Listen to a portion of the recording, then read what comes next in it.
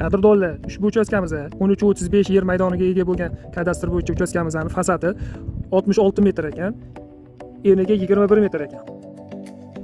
Uyimizning 9 sotuv yer maydoni bo'lib sotilar ekan, alohida qulay sharoit, yaxshi imkoniyat. Birinchi bo'lib fasadiga e'tibor beringlar.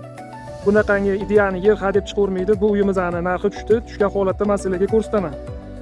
9 sotuv yerimizda fasadi 45 ga 21 metr bo'ladi. Agar bu yerimizdan 2 ga bo'lib, yo 3 ga bo'lib, yo 4 ga bo'lib qursanglar, buni kalkulyatsiya qilib ko'ringlar, necha sotuvdan to'g'ri keladi.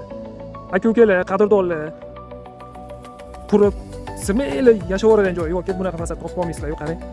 Ideani yer chiqib qoldi, foydalanib qolinglar. Uyimizning orqa tomonidan ko'rinishi, orqa tomonida uchastka yer yo'q ekan.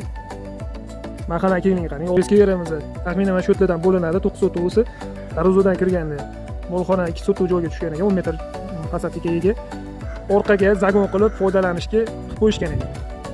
Yog'i molxona, yog'i ikkinchi etajga bino qilishga regallar tumbalar tashlab ketishgan ekan.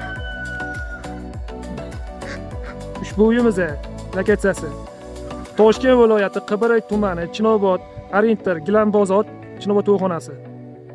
Ushbu yerimizda общий 9 sotuvsi $100,000 so'ralmoqda. Ya'ni albatta kelishadigan tepasida joyi bor. Kelinglar, tepasida kelishiladi, gaplashamiz.